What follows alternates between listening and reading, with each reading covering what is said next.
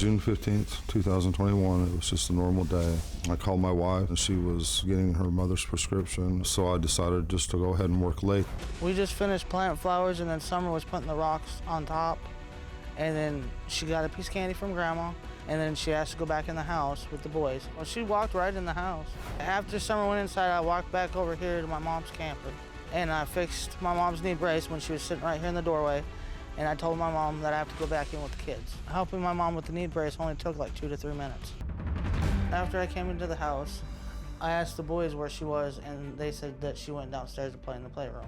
And I came into the playroom and looked. I even looked under the bunk beds and everywhere, and she wasn't here at all. When I couldn't find Summer in the basement, I come outside and I stood up here on this hill and I hollered for her and told the boys that she wasn't down there. And then I went outside and I called Donnie right away. About 5:30 p.m., my wife Candus called and said she couldn't find Summer. I says, well, hang up for me and call 911. So I threw my tools in the car as fast as I could, got in there and started down the road and called 911 myself.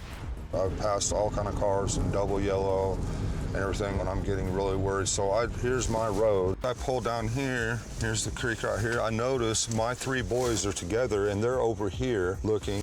And then I looked over that way and seen my neighbor coming this way towards my boys, and my heart sunk because I knew she was abducted. I knew she was gone.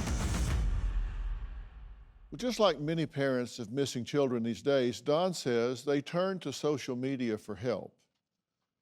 But instead of sending clues to his daughter's whereabouts, online bullies began accusing them of being guilty of either killing their daughter or having something to do with her disappearance. So Candus and Don say to prove the naysayers wrong, they sat down with body language experts Scott Rouse and Greg Hartley. Now, Scott and Greg are interrogators who have worked with the FBI, law enforcement, and the military. Scott says his approach is biological, and Greg looks for motivation. Together, they have been called a human lie detector. Now, Scott and Greg agreed to sit down with Don and Candus to dive deeper into their story. There's no such thing as body language of deception. There's only body language of increased stress, and that indicates something for us. There are no absolutes. Just because someone does this doesn't mean they're lying or telling you the truth. And in real life every day, debriefers do exactly what we do, and they find information the person doesn't remember that they saw. I thought it was a 4-wheel drive, like Ford Escape or a Bronco or something. It looked like a blue minivan to me, but I don't know. Small blue minivan? That's what it looked like to me. We knew we would get to a point where it was going to be hard emotionally. And that's hard to do because people will think you're a monster, but that's important to getting facts. Do you know what happened to Summer? No. Do you know who took Summer? No. We actually hit harder on the questions for what happened that day. When did this happen? How long was it before this happened? When you come home, when you first come home. I'm not doing all that. I'm not going all the way back. I can't do this. So listen, they're trying to help. They're trying to help. It's not helping me. I know, but they might. There's nothing more to remember. And we did see some interesting body language. I want to go home.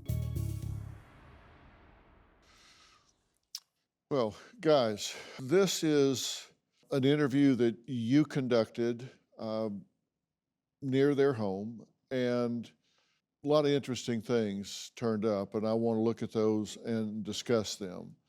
Now, Scott, what has jumped out to you most about either one of these two, either mom or dad? What's jumped out at you most? The differences in comfort and discomfort as we speak with them. There are certain things we touch on, and when we're talking to them, they're comfortable. They start becoming uncomfortable due to stress.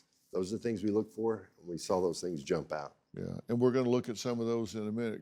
Greg, how about you? Yeah, Doc, so we look for a baseline, and baseline can be everything from speech patterns to movement to all of those. Everyone here, if you ever been pulled over by a police officer, the way you talk changes, the way you move changes, that's stress. So we're looking for that, and we're talking to these people. And it's different in Candus and in Don. Do you have a story or a question for me? Click the link in the description and tell me what in the world is going on.